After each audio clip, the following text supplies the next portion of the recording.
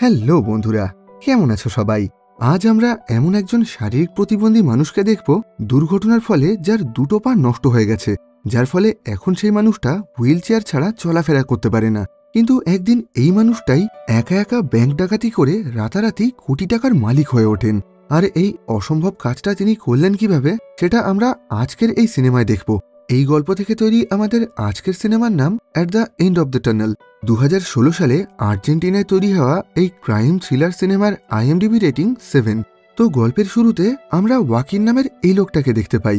ও শহরের মধ্যে একটা বড় ব্যাংকের পাশে একটা বিশাল বড় বাড়িতে একা একা থাকে। আর এখানে ওর পরিবার বলতে ছিল শুধুমাত্র ওর পোষা কুকুর ক্যাসিমিরো।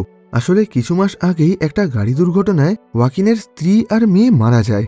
আর সেই দুর্ঘটনায় ওর দুটো পা পুরোপুরি নষ্ট হয়ে প্যারালাইজড হয়ে যায়, যার ফলে এখন ও হুইল চেয়ার ছাড়া চলাফেরা করতে পারে না। এই দুর্ঘটনার পর থেকে ও মানসিকভাবে পুরোপুরি ভেঙে পড়েছিল।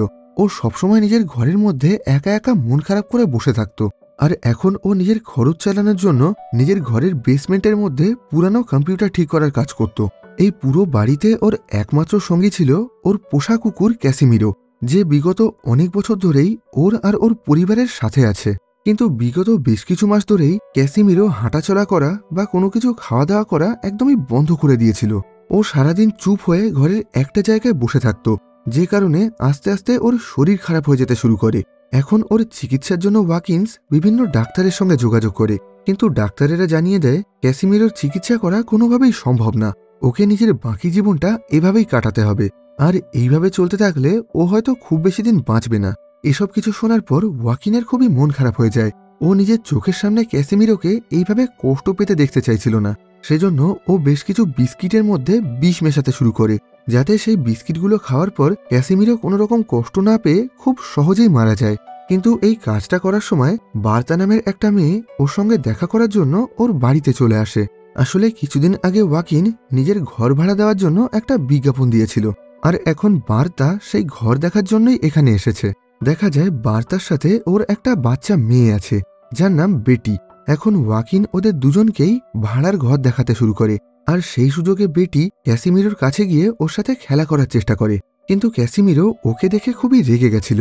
আসলে ও অচেনা মানুষদের খুব একটা পছন্দ করত না। এখন এই ঘরটা দেখার পর বার্তার সেটা খুব পছন্দ হয়ে যায়। ও বলে, আমি আজকে থেকে এখানে থাকতে চাই। আমার জিনিসপত্র খুব কাছেই আছে, আমি 1 ঘন্টার মধ্যে সেগুলোকে নিয়ে আসছি। আর এই কথা বলেই ও ওখান থেকে বেরিয়ে যায়। এখন ওয়াকিন ওই বিষ মেশানো বিস্কিটের কৌটোটা পাশে একটা সেলফের ওপরে তুলে রেখে দেয়। এর কিছুক্ষণের মধ্যেই বার্তা নিজের সমস্ত জিনিসপত্র নিয়ে ওখানে থাকার জন্য চলে আসে। এখানে আসার পর থেকেই ও আস্তে আস্তে ওয়াকিনের পুরো ঘরটাকে ভালো করে পরিষ্কার করে গুছিয়ে রাখতে শুরু করে। আর সেই একই সাথে ও ওয়াকিনের সাথেও বন্ধুত্ব করার চেষ্টা করে। কিন্তু এই জিনিসগুলো ওয়াকিনের একদমই পছন্দ হচ্ছিল না। ও একা একা থাকতেই বেশি ভালোবাসত। সেজন্য ও প্রথমের দিকে সবসময় বার্তা আর তার মেয়েকে একটু এড়িয়ে চলত। কিন্তু কিছুদিন পর আস্তে আস্তে ওদের মধ্যে বন্ধুত্ব হতে শুরু করে। একদিন বার্তা খেয়াল করে ওয়াকিনের বাড়ির পিছনে একটা বড় বাগান আছে, আর ওয়াকিন মাঝে মাঝেই সেই বাগানের সামনে মন খারাপ করে বসে থাকে। এখন ওই বাগানের ভিতরে যাওয়ার পর বার্তা দেখতে পায় ওখানে বেশ কিছু দোলনা আর বাচ্চাদের খেলার জিনিস আছে। আর এসব কিছুর মধ্যেই ওখানে একটা অ্যাক্সিডেন্ট হয়ে যাওয়া ভাঙাচোরা গাড়ি রাখা আছে। আসলে একসময় এই জায়গাটা খুবই সুন্দর একটা পার্ক ছিল, আর ওয়াকিন তার স্ত্রী আর মেয়ের সাথে এখানে খুবই ভালো সময় কাটাতো। কিন্তু সেই গাড়ি অ্যাক্সিডেন্টের পর এখন সেই সবকিছুই ও জীবন থেকে হারিয়ে গেছে। এরপর সেই রাতে বার্তা ওয়াকিন আর তার পরিবারের বেশ কিছু পুরানো ছবি দেখতে পায়। দেখা যায় একটা সময় ওয়াকিন তার স্ত্রী আর মেয়েকে নিয়ে এই বাড়িতেই খুবই খুশি ছিল, কিন্তু এখন ওই দুর্ঘটনার পরে ও যেন নিজের জীবন থেকে সবকিছু হারিয়ে ফেলেছিল। এই ছবিগুলো দেখার পর বার্তার ওয়াকিনের জন্য খুবই কষ্ট হচ্ছিল। এর কিছুদিন পর বার্তা ওয়াকিনকে ওর বাড়ির ছাদে নিয়ে এসে একটা সারপ্রাইজ দেয়। আসলে আজ ওয়াকিনের জন্মদিন ছিল, আর বার্তা ওকে কিছু না জানিয়েই ওর জন্য একটা ছোট বার্থডে পার্টির আয়োজন করেছিল। এসব কিছু দেখে ওয়াকিনের বেশ ভালো লাগে। এখন ওয়াকিন আর বার্তা নিজেদের মধ্যে গল্প করতে শুরু করে। বার্তা বলে, এই বাড়িতে আসার পর থেকেই তুমি আমার মেয়ের সঙ্গে একবারও কথা বলোনি, তুমি কি বাচ্চাদের পছন্দ করো না? ওয়াকিন বলে, না না, তেমনটা না, আসলে তোমার মেয়েই তো কখনো আমার সাথে কথা বলেনি। বার্তা বলে, আসলে 2 বছর আগে থেকেই আমার মেয়ে হঠাৎ করে কথা বলা বন্ধ করে দিয়েছে। এখন ও আমার সাথেও কথা বলে না। এজন্য আমি ওকে ডাক্তারের কাছে নিয়ে গেছিলাম। ডাক্তারেরা জানিয়েছে ওর কোনো একটা মানসিক সমস্যা হয়েছে। তাই আমি যেন কখনোই ওকে কথা বলার জন্য জোর না করি। যখন ওর ইচ্ছা হবে তখন ও নিজে থেকেই কথা বলবে। এরপর বার্থা বলে, আজ সকালে আমি ব্যাংকের বেশ কিছু নোটিশ দেখলাম। সেখানে লেখা ছিল তুমি নাকি ব্যাংক থেকে কয়েক লক্ষ টাকা লোন নিয়ে রেখেছ, যেগুলোকে তুমি এখন শোধ করতে পারছো না। তোমার যদি টাকার দরকার হয় তাহলে তো তুমি নিজের এই বাড়িটা বিক্রি করতে পারো। এত বড় বাড়ি বিক্রি করে তুমি খুব সহজেই অনেক টাকা পেয়ে যাবে। যেটা শুনে ওয়াকিন বলে, এই বাড়িতে আমার স্ত্রী আর মেয়ের সাথে আমার অনেক স্মৃতি রয়েছে, তাই এটাকে আমি কোনোভাবেই বিক্রি করতে চাই না। এর কিছুদিন পর ওয়াকিন খেয়াল করে বেটি আরও একবার কাসিমিরোর সাথে খেলা করার জন্য ওর দিকে এগিয়ে যাচ্ছে, কিন্তু এটা দেখতে পেয়ে বার্তা ওকে ক্যাসিমিরোর থেকে দূরে সরিয়ে নেয়। যদিও বেটি বারবার ক্যাসিমিরোর কাছে ফিরে যাওয়ার চেষ্টা করছিল। আর বেটিকে দেখার পর ক্যাসিমিরো আজ এত মাস পর প্রথমবারের জন্য নিজের পায়ে উঠে দাঁড়ানোর চেষ্টা করে আর আস্তে আস্তে বেটির কাছে গিয়ে ওর সাথে খেলা করতে শুরু করে। দেখা যায় এখানে ক্যাসিমিরো আর বেটির মধ্যে খুব ভালো একটা বন্ধুত্ব হয়ে গেছে। একটু দূর থেকে ওয়াকিন এর সবকিছুই দেখছিল। এখানে এত মাস পর ক্যাসিমিরোকে হাঁটতে দেখে ও প্রচণ্ড আনন্দ পায়। খুশিতে ওর চোখ থেকে জল বেরিয়ে আসে, কারণ এখন আর ওকে ক্যাসিমিরোকে মেরে ফেলতে হবে না। এরপর ওয়াকিন নিজের বেসমেন্টে এসে কম্পিউটারের কাজ করতে শুরু করে, আর সেখানেই ও দেয়াল থেকে বেশ কিছু আওয়াজ শুনতে পায়। একটু ভালো করে লক্ষ্য করার পর ও বুঝতে পারে এই আওয়াজটা ওর পাশের বিল্ডিংয়ের অন্য একটা বেসমেন্ট থেকে আসছে। এখন ও দেয়ালে নিজের স্টেথোস্কোপ লাগিয়ে আওয়াজটাকে ভালো করে শোনার চেষ্টা করে, আর সেখান থেকেই ও শুনতে পায় ওর পাশের বিল্ডিংয়ের লোকজন মাটির তলা দিয়ে একটা সুড়ঙ্গ তৈরি করার চেষ্টা করছে। আর ওরা চাইছিল ওয়াকিন যেন কোনোভাবেই এই ব্যাপারটা জানতে না পারে। কিন্তু আরও বেশি কথা শোনার আগেই বার্তা ওকে খাওয়ার জন্য ডাকতে শুরু করে। সেজন্য ওয়াকিন ওর স্টেথোস্কোপের গায়ে একটা মাইক লাগিয়ে সেটাকে দেয়ালের গায়ে আটকে দেয়, আর এইভাবে ও পাশের ঘরের সমস্ত কথাগুলো নিজের কম্পিউটারে রেকর্ড করতে শুরু করে। এর কিছুক্ষণ পর খাওয়া দাওয়া করে এসে ও সেই রেকর্ড হওয়া কথাগুলোকে শুনতে শুরু করে, আর সেখান থেকেই ও জানতে পারে ওর পাশের ঘরে বেশ কিছু লোকজন আছে যারা আজ থেকে 10 দিন পর অর্থাৎ 24শে ডিসেম্বর কিছু বড় একটা কাজ করার প্ল্যান করছে। এখন এসব কিছু শোনার পর এই পুরো ঘটনাটা জানার জন্য ওয়াকিনের মনে অনেকটা আগ্রহ জন্মায়। সেজন্য ও নিজের দেয়ালে ফুটো করে সেখান দিয়ে একটা ছোট্ট ক্যামেরা পাশের ঘরে ঢুকিয়ে দেয়। এখন এই গোপন ক্যামেরা দিয়েই ও পাশের ঘরের সমস্ত ঘটনা নিজের কম্পিউটারে রেকর্ড করতে শুরু করে। এখন ওয়াকিনের মনে হয়েছিল এখানে হয়তো কোনো বড় ঘটনা ঘটতে চলেছে, আর ও ঠিক করে নেয় এই পুরো ব্যাপারটাই ও বার্থাকে জানাবে। সেজন্য পরের দিন সকালে ঘুম থেকে উঠে ও সবার আগে নিজের বেসমেন্টে চলে যায়, আর সেখানে যাওয়ার পর ও আগের রাতে রেকর্ড করা সেই ভিডিওটা দেখতে শুরু করে। আর সেখান থেকে ও জানতে পারে ওর পাশের ঘরে যে সমস্ত লোক আছে তাদের বসের নাম গেলারিটো, আর ওরা সবাই মিলে বেসমেন্টের নিচ দিয়ে একটা সুড়ঙ্গ তৈরি করার চেষ্টা করছে। এখন এই ভিডিওটা দেখতে দেখতে ওয়াকিন খুবই অবাক হয়ে যায়। ও দেখতে পায় ওদের বস অর্থাৎ গেলারিটোর সঙ্গে বার্থা দেখা করতে গেছে, আর এখান থেকেই ও জানতে পারে বার্থা হলো আসলে গেলারিটোর গার্লফ্রেন্ড। গেলারিতো আর তার লোকজন ওয়াকিনের ঘরের তলা দিয়ে একটা সুড়ঙ্গ তৈরি করার চেষ্টা করছে, আর ওরা চাইছিল ওয়াকিন যেন এই ব্যাপারে কোনো কিছুই জানতে না পারে। সেজন্যই ওরা বার্থাকে ওর বাড়িতে পাঠিয়েছিল ওর ওপরে নজর রাখার জন্য। এখন গেলারিতো বার্থাকে বলে, তুমি আর আমার সাথে এইভাবে দেখা করতে এসো না, এতে অনেক বিপদ আছে। তুমি ওই বাড়িতে থেকে ওয়াকিনের ওপরে নজর রাখো, আর তোমার যদি আমাকে কিছু বলার হয় তাহলে সেটা SMS এর মাধ্যমে জানিও। এসব কিছু দেখে ওয়াকিন খুবই অবাক হয়ে যায়। ও যেন কোনো কিছুই বিশ্বাস করতে পারছিল না। বার্তাকে গেলারিতোর সাথে দেখে ও খুবই কষ্ট পায়, কারণ এতদিনে ও আস্তে আস্তে বার্তাকে ভালোবাসতে শুরু করেছিল। এখন ওয়াকিন ঠিক করে নেয় ও এই ব্যাপারে আর কাউকে কিছুই জানাবে না। এখন ও নিজের গোপন ক্যামেরার সাহায্যে পাশের ঘরের লোকদের ওপরে নজর রাখতে শুরু করে, আর ওদের পুরো প্ল্যানটাকে ভালো করে বোঝার চেষ্টা করে। এইভাবে বেশ কিছুদিন ধরে ওদের ভিডিও দেখার পর ওয়াকিন বুঝতে পারে ওরা সবাই একটা বড় সুড়ঙ্গ তৈরি করে ওয়াকিনের ঘরের অন্য পাশে থাকা একটা ব্যাংক থেকে টাকা চুরি করার চেষ্টা করছে, আর এই পুরো সুড়ঙ্গটাই ওয়াকিনের ঘরের বেসমেন্টের নিচ দিয়ে নিয়ে যাওয়া হয়েছে। এদিকে এসব কিছুর সাথে সাথে ওয়াকিন মাঝে মাঝেই বার্তার মেয়ে অর্থাৎ বেটির সাথে কথা বলার চেষ্টা করত, কিন্তু বেটি সবসময় চুপ করে থাকত। ও কখনোই কারোর সাথে কোনো রকম কথা বলতো না, আর এছাড়া ও সবসময় ওয়াকিনের থেকে একটু দূরে থাকার চেষ্টা করত। দেখে মনে হতো ও যেন ওয়াকিনকে দেখে খুবই ভয় পায়। একদিন ওয়াকিন দূর থেকে লক্ষ্য করে যখন বেটির পাশে কেউ ছিল না তখন ও আস্তে আস্তে কাসিমিরোর কানে কিছু কথা বলার চেষ্টা করছে। এখানে বেটিকে কথা বলতে দেখে ওয়াকিন খুবই অবাক হয়ে যায়।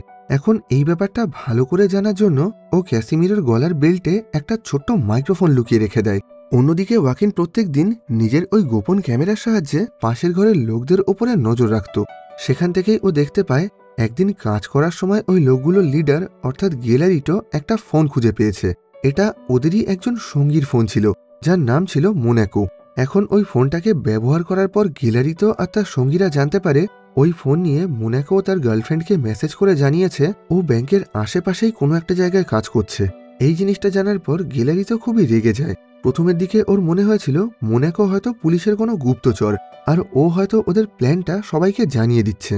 যদিও মোনাকো বারবার ওদেরকে বোঝানোর চেষ্টা করে ও নিজের গার্লফ্রেন্ডের সাথে কথা বলতে বলতে ভুল করে ওকে এই কথাটা বলে ফেলেছে, কিন্তু গেলারিতো ওর কোনো কথাই বিশ্বাস করতে চাইছিল না। সেজন্য ও মোনাকোকে সঙ্গে সঙ্গেই মেরে ফেলে। আর এরপর ওই লাশটাকে ওখান থেকে সরার জন্য গেলারিতো গুটনাম নামের একজন পুলিশ অফিসারকে কল করে। এসব কিছু দেখে ওয়াকিন খুবই ভয় পেয়ে যায়। এই লোকগুলো যে এত ভয়ঙ্কর কাজ করতে পারে সেটাকে ও কখনো কল্পনাও করতে পারেনি। আর এটা জানার পর ও আরো বেশি অবাক হয়ে যায় যে এই চুরি করার জন্য কোনো বড় পুলিশ অফিসার ওদেরকে সাহায্য করছে। এরপর ওয়াকিন আরো বেশ কিছুদিন ওই লোকগুলোর উপরে নজর রাখতে শুরু করে। আর সেখান থেকেই ও জানতে পারে ব্যাংক অবধি সুড়ঙ্গ করার পর ওরা সবাই ব্যাংকের নিচে একটা বোম ফাটিয়ে সেখানে বিশাল বড় একটা গর্ত করবে। এখন এই পুরো প্ল্যানটা শোনার পর ওয়াকিন ঠিক করে নেয় ও ওই ব্যাংক থেকে বেশ কিছু টাকা চুরি করবে। সেজন্য ওর বেসমেন্টের নিচ দিয়ে যাওয়া ওই সুড়ঙ্গের ওপরে ও একটা গর্ত করার প্ল্যান করে নেয়। এরপর এক রাতে ও বার্তার খাবারের মধ্যে ওষুধ মিশিয়ে ওকে অজ্ঞান করে দেয়। তারপর ও দুর্বল হয়ে বিছানায় শুয়ে পড়লে ওকে ঘুমের ইঞ্জেকশন দিয়ে ওর হাত আর পা বেঁধে ওকে একটা ঘরের মধ্যে আটকে রেখে দেয়। এর পরের দিন সকালে যখন বার্তার জ্ঞান ফেরে তখন ওয়াকিন ওকে বলে, আমি তোমার আর গেলারিতোর সমস্ত প্ল্যান সম্পর্কে জানতে পেরেছি, আর আমি এটাও জানতে পেরেছি তুমি এই বাড়িতে কেন এসেছো। কিন্তু আমি একটা জিনিস বুঝতে পারছি না, তুমি গেলারিতোর মতন একজন অপরাধীর সঙ্গে কেন থাকছো। বার্তা বলে গেলারিতো খুবই ভালো মানুষ, ও আজ অব্দি কখনোই কারোর কোনো ক্ষতি করেনি, আর ও সবসময় আমার আর আমার মেয়ের খুবই খেয়াল রাখে। তখন ওয়াকিন বলে, তুমি ভুল ভাবছো, গেলারিতো মোটেও ভালো মানুষ না। আর এটা বলেই ও বার্তাকে সেই ভিডিওটা দেখায় যেখানে গেলারিতো মোনাকো নামের সেই মানুষটাকে খুন করছিল। এসব কিছু দেখে বার্তা পুরোপুরি অবাক হয়ে যায়। এখন ওয়াকিন ঠিক করে নেয় আগামী বেশ কিছুদিন ও বার্তাকে এই ঘরের মধ্যেই আটকে রেখে দেবে। সেজন্য এখন ও বার্তার মেয়ে অর্থাৎ বেটিকে নিজের মৃত মেয়ের ঘরে থাকতে বলে। এখন বেটি ক্যাসিমিরোকে সঙ্গে নিয়ে ওই ঘরেই থাকতে শুরু করে। দেখা যায় সেখানে অনেক খেলনা ছিল যেগুলো নিয়ে বেটি অনেকদিন ব্যস্ত থাকবে। এর পরের দিন সকালে ওয়াকিন ওই ব্যাংক থেকে টাকা চুরি করার একটা প্ল্যান তৈরি করে। আসলে গেলারিতোর লোকজন ওই ব্যাংক থেকে টাকা চুরি করার পর একটা চাকা লাগানো ট্রলির মধ্যে সেই টাকাগুলোকে রেখে সেই ট্রলিটাকে একটা দড়ি দিয়ে বেঁধে টানতে টানতে ওদের বেসমেন্ট অবধি নিয়ে যাবে। এখন ওয়াকিন ঠিক করে নেয় ও ওই সুড়ঙ্গর ওপরে একটা গর্ত করে প্রত্যেকবার ওদের ট্রলির ওপর থেকে বেশ কিছুটা করে টাকা চুরি করে নেবে। এখন ও নিজের এই প্ল্যান মতন প্রত্যেক দিন টাকা চুরি করার প্র্যাকটিস করতে থাকে। এখন ওয়াকিন খেয়াল করে ওরা সবাই শুধুমাত্র রাতের বেলায় কাজ করে, আর সকালে ওরা সবাই ওই বাড়ি ছেড়ে কোথাও একটা চলে যায়। এখন পরের দিন সকালে সবাই ওখান থেকে চলে যাওয়ার পর ওয়াকিন নিজের বেসমেন্টের মধ্যে দিয়ে ওই সুড়ঙ্গের ওপরে আরও একটা গর্ত বানিয়ে নেয়। তারপর ওই গর্তটাকে বন্ধ করার জন্য একটা ঢাকনার গায়ে বেশ কিছুটা শোলা লাগিয়ে সেটাকে কালো রং করে নেয়। এদিকে দেখা যায় গেলারিতো আর তার সঙ্গীরা ব্যাংকের থেকে একটু ভুল দিকে সুড়ঙ্গ করে ফেলেছে, আর এখন ওদের সুড়ঙ্গের সামনে একটা জলের পাইপ চলে এসেছে। এই অবস্থায় ম্যাপ দেখার পর ওরা বুঝতে পারে ব্যাংক অবধি পৌঁছাতে গেলে ওদেরকে একটু অন্যদিকে সুড়ঙ্গ করতে হবে, আর তার জন্য ওদের আরও একদিন বেশি সময় লেগে যাবে। আর এছাড়া এখন ওই সুড়ঙ্গ পথে ব্যাংক থেকে টাকা নিয়ে আসার জন্য ওরা চারিদিকে ঢাকা খাঁচা লাগানো একটা বাক্স ব্যবহার করার সিদ্ধান্ত নেয়। এটা দেখে ওয়াকিন খুবই চিন্তায় পড়ে যায়, কারণ যেহেতু এই বাক্সটা চারিদিক দিয়ে ঢাকা ছিল তাই এখন ওয়াকিন আর নিজের প্ল্যান মতন ওই বাক্স থেকে টাকা চুরি করতে পারবে না। তাই এখন ও টাকা চুরি করার জন্য একটা নতুন প্ল্যান করতে শুরু করে, আর সেজন্য ও সবার আগে নিজের ঘরের মধ্যে থাকা সেই গর্তটাকে ওই সুড়ঙ্গ সঙ্গে জুড়ে নেয়। তারপর ও আস্তে আস্তে নিজেই সেই সুড়ঙ্গের মধ্যে ঢুকে যায়। এখন ও ভিতর থেকে ওই সুড়ঙ্গের ঢাকনাটা বন্ধ করে সেটার গায়ে বেশ কিছু আঠা লাগিয়ে তার গায়ে অনেকটা ধুলো লাগিয়ে দেয়, আর তারপর সেই গর্তের নিচে লাগানো লাইটগুলোকে নষ্ট করে দেয় যাতে কেউ কোনোভাবেই ওই গর্তটাকে দেখতে না পায়। এরপর ওয়াকিন ওই সুড়ঙ্গ বরাবর ব্যাংকের দিকে এগোতে শুরু করে। কিছুদূর যাওয়ার পর ও সেই সুড়ঙ্গটাকে দেখতে পায় যেটাকে ওরা ভুল করে তৈরি করে ফেলেছিল। এখন ওয়াকিন ওই সুড়ঙ্গের মধ্যে থাকা জলের পাইপটাকে চেক করে দেখতে শুরু করে। দেখা যায় ওই পাইপটার মধ্যে দিয়ে তখন খুব ভালোভাবেই জল যাওয়া আসা করছে। এখন ওই জায়গাটা ভালো করে ঘুরে দেখার পর ও আবার নিজের বেসমেন্টে ফিরে আসছিল, কিন্তু তখনই ও দেখতে পায় সামনে থেকে বেশ কিছু লোকজন ওই সুড়ঙ্গের মধ্যে আসার চেষ্টা করছে। এটা দেখে ও খুবই ভয় পেয়ে যায়। এখন ওর পক্ষে নিজের ঘরে ফিরে যাওয়া কোনোভাবেই সম্ভব ছিল না। সেজন্য ও তাড়াতাড়ি করে পিছিয়ে গিয়ে পাইপের দিকে তৈরি হওয়া সেই সুড়ঙ্গের অন্ধকারের মধ্যে লুকিয়ে পড়ে। আর তারপর সেখানে নিজের সারা শরীরে আর চোখে মুখে ধুলোবালি আর মাটি মেখে বসে থাকে। এদিকে দেখা যায় গ্যালারিতো আর তার ভাই কেনেডিও ব্যাংক অব্দি তৈরি হওয়া ওই সুড়ঙ্গটা পরীক্ষা করে দেখার জন্য এসেছিল। এখন গ্যালারিতেও তার ভাইকে জানায় এই ব্যাংক থেকে টাকা চুরি করার পর ওরা সবাই মিলে লোমাস নামের একটা লোকের বাড়িতে বেশ কিছুদিনের জন্য লুকিয়ে থাকবে। আর এই কথাটা ওরা দুজন ছাড়া জুডো নামের ওদের আরও একজন সঙ্গী জানে। কিন্তু এই কথাটা কেনেডিওর একদমই পছন্দ হয় না, কারণ ও জুডোকে একদমই বিশ্বাস করত না। ওর মনে হচ্ছিল এই প্ল্যানটা শোনার পর জুডো হয়তো কোনোভাবে ওদেরকে ফাঁসিয়ে দেবে। কিন্তু এখন ওয়াকিন এখানে লুকিয়ে লুকিয়ে ওদের সমস্ত কথাগুলো শুনতে পায়। এখন ওই জায়গাটা ভালো করে পরীক্ষা করে দেখার পর গ্যালারিটো আর কেনেডিও ওখান থেকে ফিরে যায়। আর ওরা দুজন চলে যাওয়ার পর ওয়াকিনও তাড়াতাড়ি করে নিজের ঘরে ফিরে আসে। কিন্তু ঘরে আসার পর ও পুরো বাড়ির মধ্যে বেটিকে কোথাও খুঁজে পাচ্ছিল না। সেজন্য এখন ও আবার নিজের বেসমেন্টে ফিরে এসে সেখানে বেটিকে খুঁজতে শুরু করে। আর সেখানে ও নিজের কম্পিউটারে দেখতে পায় বেটি ওই গর্তের ঢাকনা সরিয়ে সুড়ঙ্গ পথে গ্যালারিতোদের বেসমেন্টে পৌঁছে গেছে। এটা দেখে ওয়াকিন খুবই ভয় পেয়ে যায়। এখন ওর পক্ষে বেটিকে ওই জায়গা থেকে ফিরিয়ে আনা কোনোভাবেই সম্ভব ছিল না। সেজন্য ও খুবই অসহায়ভাবে নিজের কম্পিউটারে পুরো ঘটনা দেখতে শুরু করে। দেখা যায় এসব কিছুর মধ্যেই ওই বেসমেন্টে গ্যালারিতো আর তার সঙ্গীরা ফিরে এসেছে। আর ওদের সঙ্গে গুটনাম নামের সেই পুলিশ অফিসারটা ছিল যে ওদেরকে এই চুরিটা করতে সাহায্য করছিল। এখন ওদের সবাইকে আসতে দেখে বেটি ওখানে একটা অন্ধকার জায়গায় লুকিয়ে পড়ে। এখন গ্যালারিতো আর অফিসার গুটনাম ওই চুরি নিয়ে নিজেদের মধ্যে বেশ কিছু প্ল্যান করছিল। অফিসার গুটনাম বলে, তুমি ওই ব্যাংক থেকে যত খুশি টাকা চুরি করো, তাতে আমার কিচ্ছু যায় আসে না, কিন্তু ওই ব্যাংকের 155 নাম্বার লকারে যা কিছু রয়েছে তুমি সেটা চুরি করে এনে সরাসরি আমাকে দিয়ে দেবে। এটা শুনে গ্যালারিতো ওর এই কথা রাজি হয়ে যায়। এসব কিছুর মধ্যে ওদের মধ্যে থেকে জুডো নামের একজন বলে, আমি আমার ঘড়িটা খুঁজে পাচ্ছি না, আমি সেটাকে এখানেই রেখেছিলাম, কিন্তু এখন সেটাকে কোথাও পাওয়া যাচ্ছে না। যদিও সেই মুহূর্তে বাকি কেউ ওর এই কথাটায় খুব একটা গুরুত্ব দেয় না। এরপর গুটনাম ওদেরকে আরও বেশ কিছু লকারের নাম্বার দিয়ে বলে, তোমরা যেন কোনোভাবেই এই লকারগুলোকে টাচ করবে না, কারণ এগুলোর সাথে ব্যাংকের অ্যালার্ম কানেক্ট করা আছে, আর এগুলোকে টাচ করলেই ওখানে পুলিশ চলে আসবে। এখন সমস্ত প্ল্যান করার পর ওরা সবাই ওখান থেকে ফিরে যায়। আর এই সুযোগেই বেটি ওই সুড়ঙ্গ পথে ওয়াকিনের কাছে ফিরে আসে। এখন বেটিকে ফিরে পাওয়ার পর ওয়াকিন স্বস্তির নিঃশ্বাস ফেলে ওকে জড়িয়ে ধরে, কারণ একটু আগে ঘটে যাওয়া ওই ঘটনায় ও খুবই ভয় পেয়ে গেছিল। এখন ও খেয়াল করে বেটির হাতে একটা ঘড়ি আছে, যেটা দেখে ও বুঝতে পারে এটা জুডোর ঘড়ি, যেটাকে ও একটু আগেই খোঁজাখুঁজি করছিল।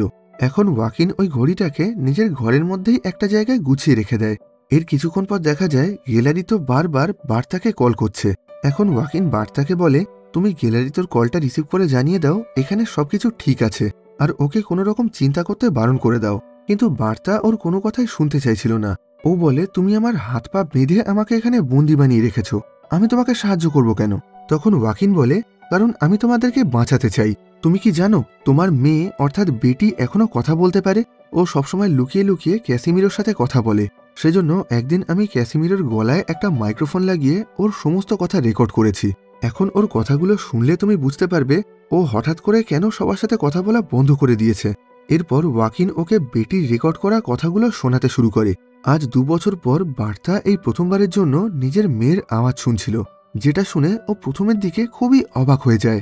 সেই একই সাথে আনন্দে ওর চোখ থেকে জল বেরিয়ে আসে। এখন বেটি ক্যাসিমিরোর সাথে যে কথাগুলো বলছিল সেগুলো শোনার পর বার্তা খুবই রেগে যায়।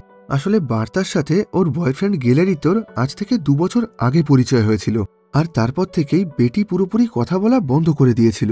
আসলে গ্যালারিতো মাঝে মধ্যেই বেটিকে সেক্সুয়ালি হ্যারেস করত, যে কারণে বেটি খুবই ভয় পেয়ে গিয়ে সবার সাথে কথা বলা বন্ধ করে দিয়েছিল।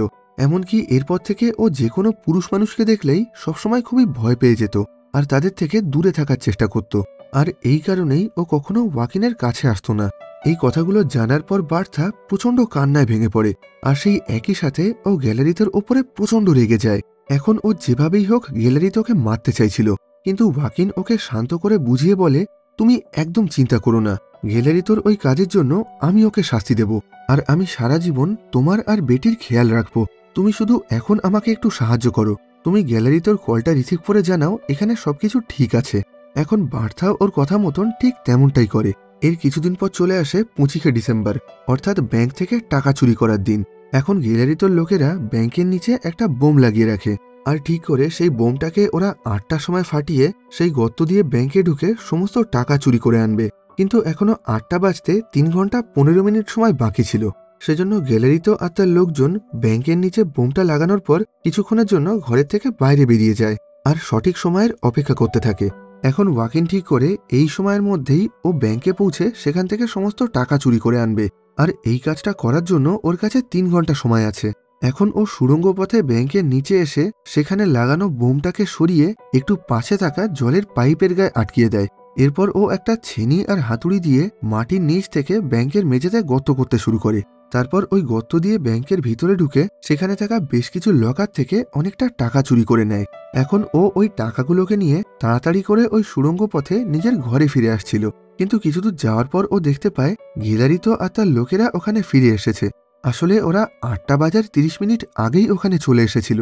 এখন গিলারিতো ঠিক করে ওরা এখনই সেই বোমটা ফাটিয়ে ব্যাংকের মধ্যে ঢুকবে। এটা শুনে ওয়াকিন একটু ভয় পেয়ে যায়, কারণ সেই মুহূর্তে ও সেই বোমের একদম পাশেই ছিল। সেজন্য ওই বোমের আঘাত থেকে বাঁচার জন্য ও তাড়াতাড়ি করে আবার সেই ব্যাংকের মধ্যে ফিরে যায়। আর এর সাথে সাথেই ওখানে থাকা সেই বোমটা ফেটে যায়। এখন এই বোম বিস্ফোরণের ফলে পুরো সুড়ঙ্গর মধ্যেই ধুলো ভর্তি হয়ে গেছিল, যে কারণে ভিতরে কোনো কিছুই ভালোভাবে দেখা যাচ্ছিল না। যে জন্য গ্যালারিতো আর তার সঙ্গীরা সবকিছু ঠিক হওয়ার জন্য অপেক্ষা করতে থাকে। আর এই সুযোগে ওয়াকিন তাড়াতাড়ি করে সেই সুড়ঙ্গ দিয়ে নিজের ঘরে ফিরে আসে। ওখান দিয়ে আসার সময় ও খেয়াল করে ওই বোম বিস্ফোরণের ফলে সেই জলের পাইপটা ফেটে গিয়ে সেখান থেকে জল বেরোতে শুরু করেছে। এর কিছুক্ষণ পর গ্যালারিতে লোকজন সেই ব্যাংকে চলে আসে। ওদের দলে টোটাল 6 জন লোক ছিল, যাদের মধ্যে থেকে ওরা 3 জনকে ব্যাংকে পাঠিয়ে দেয়। আর বাকি 3 জন অর্থাৎ গ্যালারিটো, কেনেরিও আর জুডো ওই বেসমেন্টের মধ্যেই থাকে।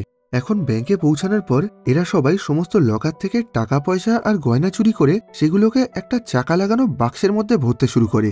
আর তারপর বেসমেন্টের মধ্যে থেকে গিলারিতো আর তার সঙ্গীরা একটা দড়ি দিয়ে ওই বাক্সটাকে টানতে টানতে সমস্ত টাকাগুলো নিজেদের কাছে নিয়ে আসছিল।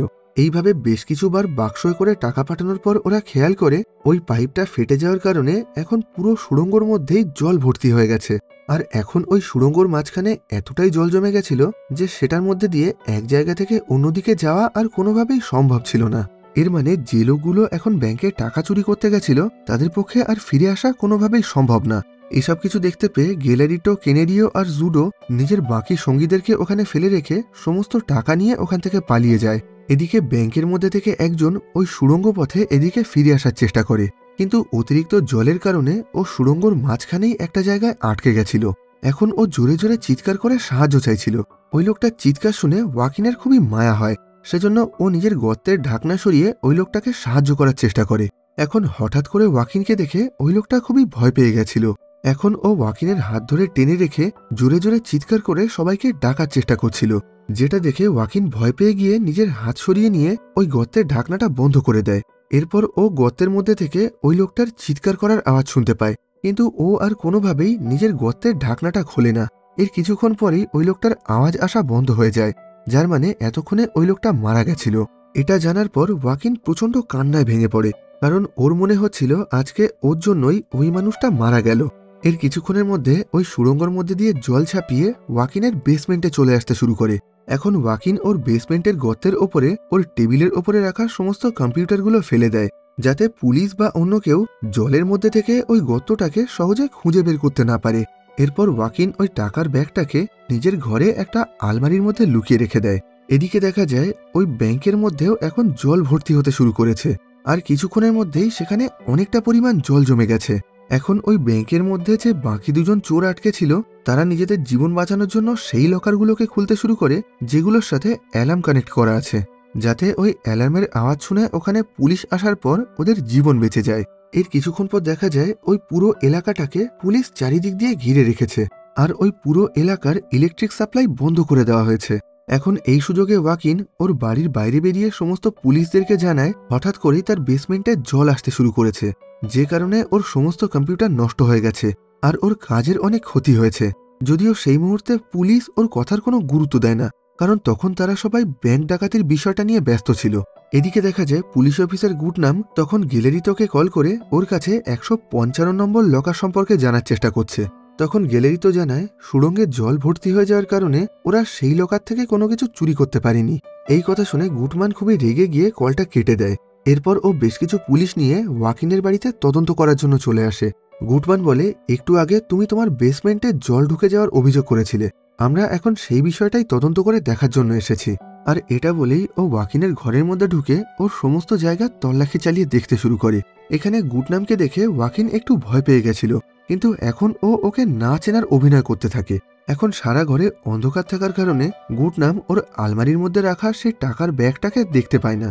এদিকে অন্য একটা ঘরে যাওয়ার পর দেখা যায় বার্তা তখনও অজ্ঞান হয়ে বিছানায় শুয়ে আছে, কিন্তু ওয়াকিন ওদেরকে জানায় বার্তা হলো আসলে ওর স্ত্রী, আর বার্তার একটু শরীর খারাপ থাকার জন্য ও ঘুমিয়ে আছে। এখন পুরো ঘরের মধ্যে কোনো কিছু খুঁজে না পাওয়ার পর গুডম্যান ওখান থেকে চলে যাচ্ছিল, কিন্তু যাওয়ার আগে ও ওয়াকিনের কাছ থেকে ওর ফোনটা নিয়ে নিজের নাম্বারে কল করে, আর তারপর ওয়াকিনকে বলে, তোমার মোবাইলে আমার নাম্বারটা দিয়ে দিলাম, তোমার যদি কখনো দরকার হয় তাহলে আমাকে কল করো।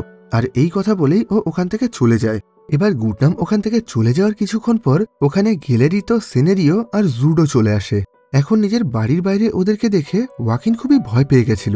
গ্যালারিতো জানায় ওরা সবাই পুলিশ, আর এখন ওরা ওয়াকিনের বাড়িতে তদন্ত করার জন্য এসেছে। এখন ওয়াকিন এদেরকে না চেনার অভিনয় করে বলে, কিন্তু একটু আগেই তো বেশ কিছু পুলিশ আমার বাড়িতে তদন্ত চালিয়ে গেছে। গ্যালারিতো বলে, আমরা পুলিশের অন্য টিম থেকে এসেছি। আর এটা বলেই ও ওয়াকিনের ঘরের মধ্যে ঢুকে যায়। এখন সুযোগ বুঝে ওয়াকিন গুডনামকে এসএমএস করে এখানে চলে আসতে বলে। এবার গ্যালারিতো ওয়াকিনকে প্রশ্ন করে, এই বাড়িতে তোমার সাথে আর কে কে থাকে? ওয়াকিন বলে, কিছুদিন আগে অবধিও এক মা আর মেয়ে আমার বাড়িতে ভাড়া থাকতো, কিন্তু আজ সকালেই তারা এখান থেকে অন্য জায়গায় ভাড়া চলে গেছে। ওয়াকিন এই কথাগুলো বলার সময় বেটি ওর পিছনের ঘর থেকে বাইরে বেরিয়ে সবার সামনে চলে আসে, যেটা দেখে গ্যালারিতো বুঝতে পারে ওয়াকিন এখন মিথ্যে কথা বলছে। এখন গ্যালারিতো সরাসরি ওর ঘরের মধ্যে চলে যায়, আর সেখানে ও বার্থাকে বিছানার ওপরে অজ্ঞান হয়ে শুয়ে থাকতে দেখে। এসব কিছু দেখে গ্যালারিতো খুবই রেগে গিয়ে বলে, তুমি এতক্ষণ ধরে আমাকে মিথ্যে কথা বলছিলে কেন? আর বার্থার হাতে আর পায়ে দড়ি দিয়ে বাঁধার দাগ রয়েছে কেন? এখন ওয়াকিন ওকে নানা রকম ভাবে মিথ্যে কথা বলতে শুরু করে। ও বলে, আজ সকালেই এদের দুজনের এখান থেকে চলে যাওয়ার কথা ছিল, তাই আমি মনে করেছিলাম ওরা হয়তো এই বাড়ি ছেড়ে চলে গেছে। এই কথাটা শুনে গ্যালারিতো খুব ভালোভাবেই বুঝতে পারে ওয়াকিন এখন মিথ্যে কথা বলছে। সেজন্য ও ওয়াকিনকে একটা লাথি মেরে হুইল চেয়ার থেকে মাটিতে ফেলে দেয়, আর তারপর ওরা সবাই মিলে ওকে প্রচন্ড মারধর করতে শুরু করে। এখন গ্যালারিতো ওর মাথায় বন্দুক ঠেকিয়ে ওকে বলে, তুমি যদি এখন আমাকে সত্যি কথা না বলো তাহলে আমি তোমাকে এখনই গুলি করে মেরে ফেলবো। যদিও ওয়াকিন তখনও ওকে কোনো কিছু বলতে চাইছিল না। এসব কিছুর মধ্যেই ওয়াকিনের মেসেজ পেয়ে ওর বাড়ির বাইরে গুডনাম চলে আসে, আর ও বাড়ির বাইরে থেকেই ওয়াকিনকে কল করতে শুরু করে, কিন্তু তখন ওয়াকিনের ফোনটা গ্যালারিতোর কাছে ছিল। আর এই নাম্বারে গুডনামকে কল করতে দেখে ও খুবই অবাক হয়ে যায়। ও মনে করছিল ওয়াকিন আর গুডনাম হয়তো একসাথে মিলে এদের সবাইকে ফাঁসানোর চেষ্টা করছে। সেজন্য এখন গ্যালারিতো গুডনামকে ঘরের মধ্যে এনে ওর হাত পা বেঁধে ওকে বন্দি বানিয়ে রাখে। আর তারপর ও ওয়াকিনকে প্রশ্ন করে, তুমি গুডনামকে চিনলে কিভাবে? কিন্তু ওয়াকিন ওর কোনো কথারই ঠিকভাবে উত্তর দিচ্ছিল না, যে কারণে শেষ অবধি গ্যালারিতো খুবই রেগে গিয়ে ওয়াকিনকে গুলি করে মেরে ফেলতে যাচ্ছিল। তখনই ওয়াকিন নিজের জীবন বাঁচানোর জন্য ওদেরকে খুবই বড় একটা মিথ্যা কথা বলে। ও বলে, তোমাদের সঙ্গী জোডো তোমাদের এই চুরির ব্যাপারে আমাকে আগে থেকেই সবকিছু জানিয়ে দিয়েছিল। জোডো রোজ রাতেই তোমাদের বিল্ডিং এর ছাদ থেকে আমাদের বিল্ডিং এর ছাদে এসে পার্থার সঙ্গে দেখা করত, আর তোমরা প্রত্যেকদিন চুরি নিয়ে কি প্ল্যান করছো ও সবকিছুই আমাকে জানিয়ে দিত। জোডো আমাকে আমার বেসমেন্টের মধ্যে তোমাদের সুড়ঙ্গর ওপরে একটা গর্ত করতে বলেছিল, যাতে আমরা সেখান থেকে তোমাদের চুরি করা টাকা থেকে বেশ কিছুটা করে টাকা চুরি করতে পারি। আর পরে আমরা ঠিক করেছিলাম সেই টাকাটা আমরা নিজেদের মধ্যে ভাগ করে নেব। এসব কিছু শুনে ওরা প্রত্যেকেই খুবই অবাক হয়ে যায়। এমনকি জুডো নিজেও বুঝতে পারছিল না ওয়াকিন ওর নাম জানলো কিভাবে। ওয়াকিন বলে, আমি তোমাদের প্রত্যেকের নাম জানি, আর এটাও জানি এখান থেকে টাকা চুরি করার পর তোমরা লোমাস নামের একটা লোকের বাড়িতে লুকানোর প্ল্যান করেছো। জুডো আমাকে তোমাদের সম্পর্কে সবকিছুই বলে দিয়েছে। এই কথাটা শুনে গ্যালারিতো আর তার ভাই খুবই অবাক হয়ে যায়, কারণ চুরির পরে লোমাসের বাড়িতে লুকানোর কথাটা শুধুমাত্র এরা তিনজনই জানতো। যদিও জুডো এখন বারবার সবাইকে বলতে থাকে এই ব্যাপারে ও কিছুই জানে না, আর ওদের চুরির প্ল্যান সম্পর্কে ও কাউকে কিছুই জানায়নি। এখন ওয়াকিন বলে, আমি যে সত্যি কথা বলছি আমি এখনই তার প্রমাণ দিতে পারি। আমার আলমারির মধ্যে জুডোর হাতঘড়িটা আছে, যেটাকে ও কিছুদিন আগেই এখানে ফেলে রেখে গেছিল। এখন গ্যালারিতো দেখতে পায় সত্যি সত্যি ওর আলমারির মধ্যে সেই হাতঘড়িটা আছে। এটা সেই ঘড়ি ছিল যেটাকে কিছুদিন আগে বেটি ওদের বেসমেন্ট থেকে চুরি করে নিয়ে এসেছিল। এখন সবাই ওয়াকিনের কথাই বিশ্বাস করতে শুরু করে, এমনকি জুডোও খুব ভালোভাবে বুঝতে পেরেছিল ও এখানে পুরোপুরি ফেসে গেছে। ও যাই বলুক না কেন এখন ওর কথা আর কেউই বিশ্বাস করবে না। আর এই কথাগুলো শোনার পর গ্যালারিতে হয়তো ওকে এখনই মেরে ফেলবে, এখন ও নিজের জীবন বাঁচানোর জন্য হঠাৎ করে নিজের বন্দুক বার করে গ্যালারিতোর ভাইকে গুলি করে দেয়। এটা দেখতে পেয়ে গ্যালারিতো সঙ্গে সঙ্গেই জুডোকে গুলি করে মেরে ফেলে। এরপর গ্যালারিতো নিজের ভাইকে জড়িয়ে ধরে কাঁদতে শুরু করে। এখন ও প্রচণ্ড রাগে কষ্টে ওয়াকিনকেও গুলি করে মেরে ফেলতে চাইছিল, কিন্তু তখন ওর বন্দুকের গুলি শেষ হয়ে গেছিল। এদিকে এতক্ষণে বার্থারও জ্ঞান ফিরে আসে। এখন ও আস্তে আস্তে ঘর থেকে বাইরে বেরিয়ে মেঝেতে পড়ে থাকা জুডোর বন্দুকটা হাতে তুলে নেয়। এতদিন ধরে ওর মেয়ের সাথে বাজে ব্যবহার করার জন্য এখন বার্থা গ্যালারিতোকে বেশ কিছু গালাগালি করে ওকে সঙ্গে সঙ্গেই গুলি করে মেরে ফেলে। আর এরপর ও নিজের মেয়েকে জড়িয়ে ধরে কাঁদতে শুরু করে। এদিকে গুটনাম তখনও বেঁচে ছিল, আর ও এই পুরো ঘটনাটাই নিজের চোখে দেখেছিল। এখন ওয়াকিন ওর দিকে বন্দুক তাক করে ওকে মেরে ফেলার ভয় দেখায়। তখন গুটমান বলে, তুমি চিন্তা করো না, আমি তোমার কোনো ক্ষতি করব না। তোমার ঘরে এখন 3টে লাশ পড়ে আছে, এর জন্য পুলিশ তোমাকে গ্রেফতার করতে পারে, কিন্তু আমি এই লাশগুলোকে এখান থেকে সরিয়ে দেওয়ার ব্যবস্থা করতে পারি। আর এই কথা বলেই ও ওই 3জনের লাশ নিজের গাড়ির পিছনের ডিকিতে ভরে নেয়। এরপর গুটনাম বলে, তোমাকে এই কাজে সাহায্য করার জন্য তোমার ওই চুরি করা টাকার থেকে আমি অর্ধেক টাকা চাই। কিন্তু ওয়াকিন ওনাকে কোনো টাকা দিতে চাইছিল না। এই কথা শুনে গুটনাম একটু হতাশ হয়ে ওর রান্নাঘরের মধ্যে রাখা সেই বিস্কিটের জার থেকে বিস্কিট খেতে শুরু করে, যেগুলোর মধ্যে ও বিষ মিশিয়ে রেখেছিল, আর যে দৃশ্যটা আমরা একদম এই সিনেমার শুরুতে দেখেছিলাম। এখন গুটনাম ওখান থেকে অনেকগুলো বিস্কিট খাওয়ার পর বেশ কিছু বিস্কিট পরে খাওয়ার জন্য নিজের পকেটে ঢুকিয়ে নেয়। এরপর ও বার্থা আর বেটির মাথায় বন্দুক ঠেকিয়ে বলে, তুমি যদি আমাকে টাকা না দাও তাহলে আমি এখনই এদের দুজনকে মেরে ফেলবো। এখন শেষ অবধি কোনো উপায় না দেখে ওয়াকিন ওনাকে সেই টাকা ভর্তি ব্যাগটা দিয়ে দেয়। এবার ওই টাকার ব্যাগ নিয়ে গুটনাম হাসতে হাসতে ওর ঘর থেকে বেরিয়ে যায়। কিন্তু কিছুদূর যাওয়ার পরেই বিষক্রিয়ার কারণে ওনার শরীর খারাপ করতে শুরু করে, যে কারণে রাস্তার মধ্যে ওনার গাড়ির অ্যাক্সিডেন্ট হয়ে যায়, আর সেই একই সাথে ওনার গাড়িতে আগুন ধরে যায়। এখন গুটনাম কোনো রকমে ওর গাড়ি থেকে বাইরে বেরিয়ে আসে, কিন্তু বিষক্রিয়ার কারণে উনি দুর্বল হয়ে মাটিতে পড়ে যান আর আস্তে আস্তে ওখানেই মারা যান। এরপর দেখা যায় এই ঘটনার বেশ কিছু মাস কেটে গেছে। এখন ওয়াকিন, বার্থা আর বেটি সবাই একসাথেই থাকতো। এখন ওয়াকিন ওর এই বাড়িটাকে বিক্রি করে দিয়ে বার্থা, বেটি আর ক্যাসিমিরোকে নিয়ে এখান থেকে অন্য জায়গায় চলে যাচ্ছিল। আর সবশেষে আমরা দেখতে পাই ওই ঘর থেকে বেরোনোর আগে বেটি নিজের ইচ্ছায় ওয়াকিনের হাত ধরেছে, যার মানে শেষ অবধি ওদের মধ্যে একটা ভালো বন্ধুত্ব হয়ে গেছে। আর এখানেই এই সিনেমার গল্পটা শেষ হয়। তো আজকের মতন এই ভিডিওটাকে এখানেই শেষ করছি। ভিডিওটা তোমাদের কেমন লাগলো কমেন্ট বক্সে জানিও। ভালো লাগলে লাইক করো, আর খারাপ লাগলে ডিসলাইক করো। আবার দেখা হবে পরবর্তী ভিডিওতে।